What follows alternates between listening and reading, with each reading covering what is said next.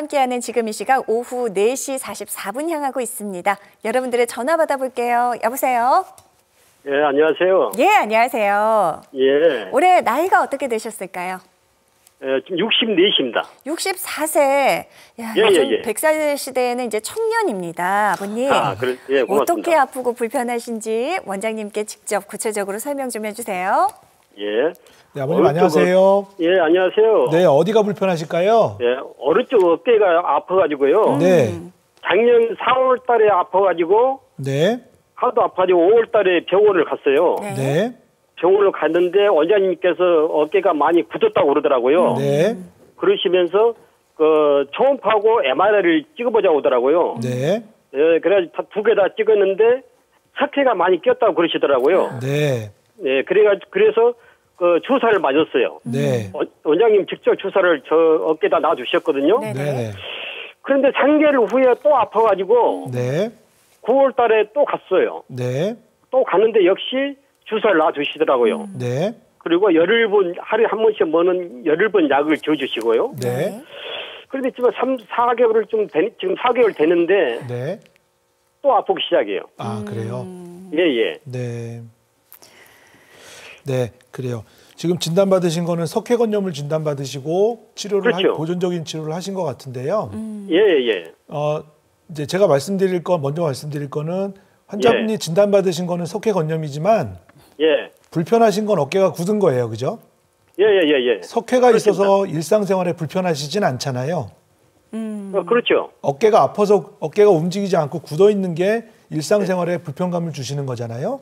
예. 그거는 석회건염이든 뭐든 그거와 동반돼서 유착성 활액막염이라고 어깨를 싸고 있는 주머니가 굳어서 정상적으로 움직이지 않는 이제 상태이거든요. 네네. 예. 사람 몸에 관절이 여러 군데가 있는데 관절염이 생기면 관절이 망가지면 나타나는 증상이 서로 좀 다른데 어깨 증상은 기본적으로 오는 게 석회건염이든 회전근개 파열이든 기본적으로 오는 게 유착성 활액막염이 동반됩니다. 예. 그럼 유착성 활액막염이 동반되면 치료를 안 했을 때 어떻게 되느냐? 대부분 1년 이내에는 원래대로 통증은 없어지는 경우가 많아요. 그런데 적극적으로 그러면 의사들이 왜 이거를 치료를 해야 됩니다 얘기하냐 하면 1년이 지나서 통증은 없어졌는데 어깨가 움직이는 범위가 반대쪽이랑 틀려요. 네, 그래서 관절 제한이 오게 되거든요. 그래서 적극적으로 치료를 하지 않으면 통증은 없어지지만 결과적으로는 어깨가 움직이지 않아서 어깨가 영구적으로 굳어버리는 증상이 많이 나타날 수 있기 때문에 이거를 예방하기 위해서 어떤 치료를 하시든지 재활 치료를 해서 유착성 활액막염을 회복을 해야 됩니다라고 얘기하는 거예요. 그래서 석회건염은 주사로 치료하시거나 다른 치료 방법으로 충분히 치료할 수 있어서 체외 충격파 치료나 이런 방법으로 치료할 수 있지만 유착성 활액막염은 치료하기가 쉽지 않은 게 통증이 굉장히 심해서 환자분이 스스로 운동하시는 건 힘들어요. 아, 그래요? 네. 그래서 혼자서 치료하시긴 힘드시기 때문에 저희가 병원에 오셔서 재활 치료를 같이 받으십시오. 도수 치료를 받으세요 하는 이유가 그런 거거든요. 누가 도와주지 않으면 자기 의지로 통증을 참아가면서 어깨 관절 범위를 회복시키는 건 굉장히 힘들어요. 그래서 어떤 방법이 있냐면 그 단계를 치료 과정을 짧게 하고 치료를 안 했을 때 생기는 후유증을 막기 위해서 잠깐 수면 마취를 하고 어깨를 완전히 풀어버리는 치료를 하기도 합니다. 그렇군요. 네. 그리고 그렇게 할 때 만약에 동반돼 있는 병변이 지금 환자분처럼 석회가 많이 끼어 있거나 아니면 회전근개가 부분 파열이나 아니면 완전 파열이 있다 그러면 내시경 치료를 하면서 그런 치료를 같이 하면 회복이 되는 거죠. 그래서 증상만 생각하실 게 아니라 어깨 움직이는 관절 범위가 잘 회복되어 있는지를 확인하셔야지 그냥 나중에 시간이 지나서 통증은 없어졌으니까 나는 완치가 된 거야 라고 생각하시면 결과적으로 평생 장애가 남게 돼요. 그래요. 그래서 환자분은 적극적인 도수치료나 재활치료 같은 이런 운동치료를 고려를 해보셔야 될 것 같고 그리고 검사하신 자료가 있다면 다른 선생님께도 관절 전문으로 하시는 선생님께 두 번째 의견, 다른 의견을 한번 들어보시는 게 좋을 것 같아요. 그래요? 네. 그리고 밤에가 더 아파요. 밤이 더 아프시대요. 네, 어깨 증상은 원래 밤에도 아파요.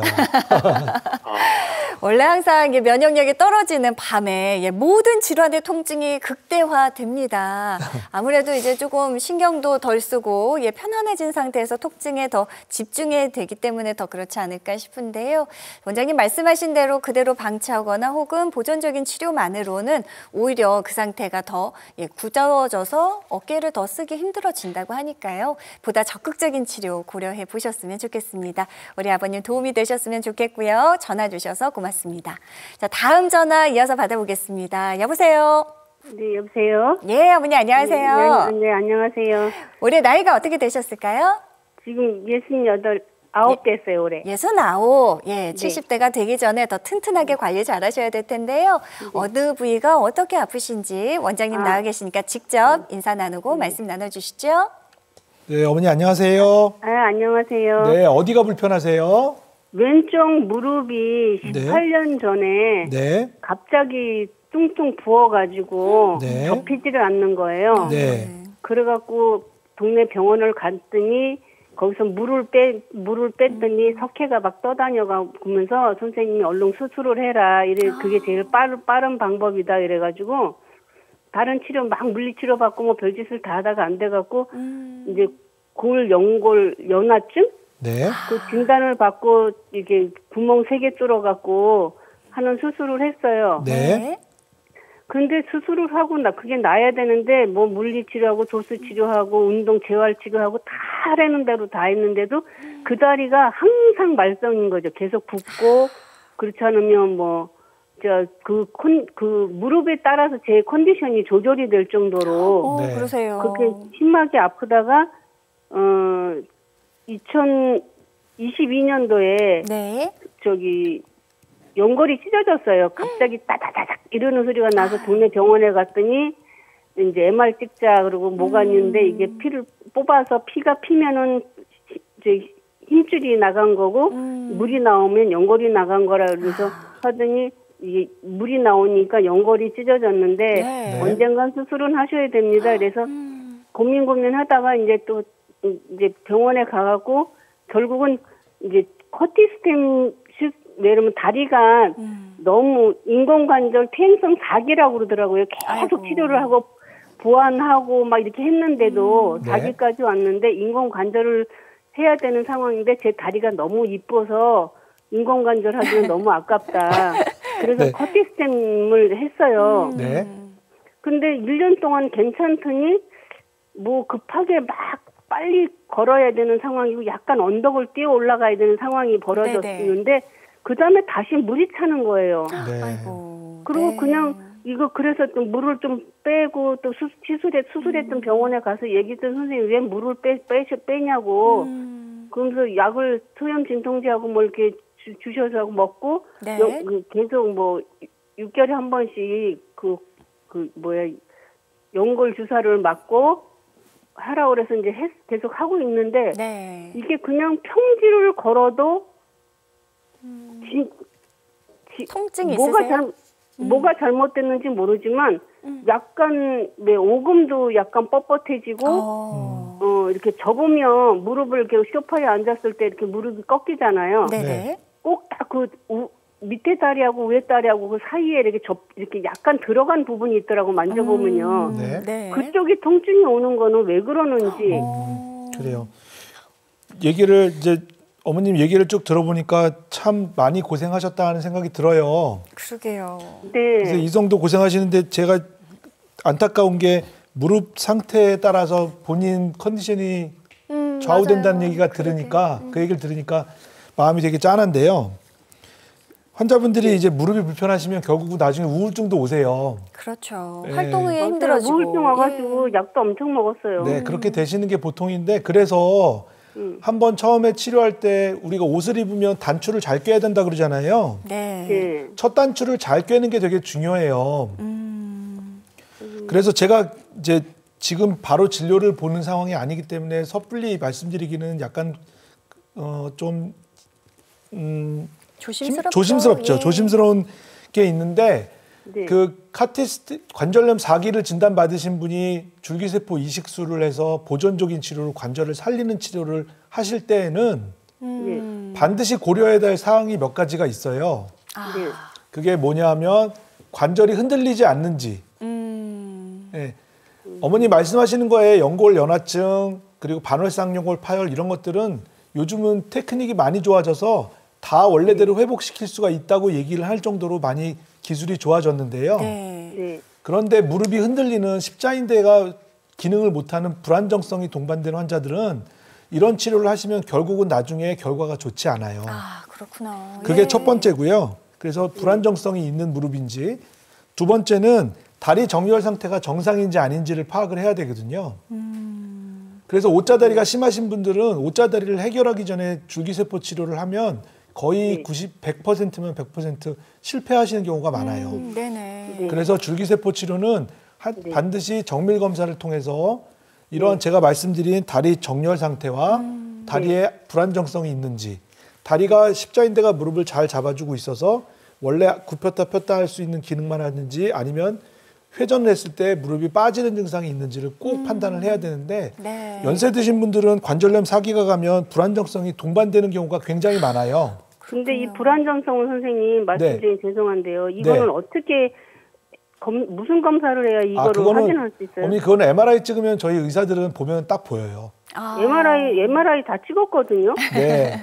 그래서 제가 말씀드리는 게 선생님이 그런 걸 다 판단하시고 했는데도 불구하고 이렇게 증상이 해결이 안 된다 그러면 참 힘든 케이스지만 만약에 그런 것들이 있었다면 이런 것들이 간과되었다면 그런 것들이 원인이지 않을까 하는 생각을 말씀드리는 거고요. 네네. 만약에 지금도 줄기세포 이식술까지 하시고도 결국은 문제가 해결이 되지 않는다 그러시면 검사하신 자료를 다 챙기셔서 다시 한번 다른 선생님의 의견을 들어보시는 것도 나쁘지 않을 것 같아요. 네네. 아유, 참 얼마나 걱정이 많으시겠어요. 예. 같은 전문 선생님들끼리도 또 임상이나 경험에 따라서 의견이 좀 달라질 수 있는 부분들도 있으니까요. 예, 속상한 마음은 조금 접어두시고 우울증까지 오셨다니까 얼마나 아프고 힘드셨겠어요. 오늘 전화 잘 주셨습니다. 좀 더 적극적으로 이제 앞으로 또 개선할 수 있는 방향에 대해서 좀 나서 보셨으면 좋겠고요. 예, 전문 병원 꼭 찾아보시길 부탁드리겠습니다. 자, 전화 상담은 잠시 후에 저희가 계속해서 이어가도록 하고요. 잠시 내용 좀 살펴보겠습니다.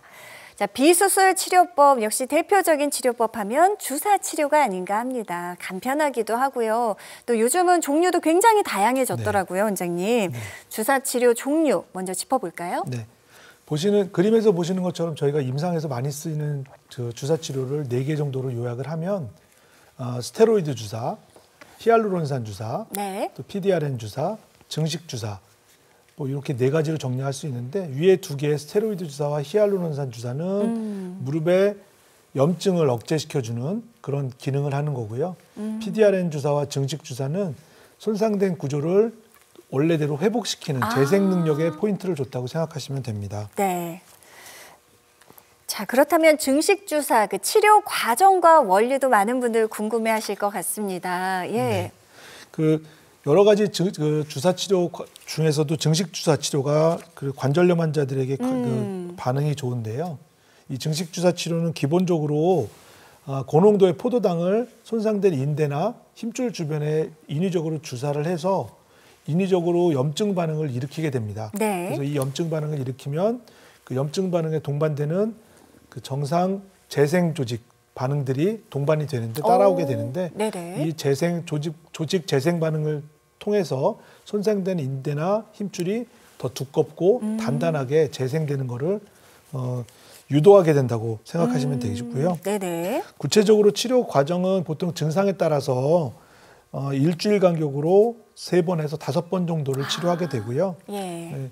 주의하셔야 될 거는 여기 초기에 염증 단계가 있는데 이 염증 단계 때는 주사를 맞고 나면 3, 4일 정도 통증이 많이 지속되고 붓는 증상이 생길 수 있는데 이거는 인위적으로 염증을 유발시키는 거기 때문에 정상적인 반응이라 이때는 얼음찜질 해주시고 쉬시면서 증상만 조절해 주시면 3, 4일 지나서 가라앉게 되고 다음에 증식기 그리고 손상된 인대가 다시 리모델링 되는 리모델링기까지 쭉 유지가 되는 겁니다.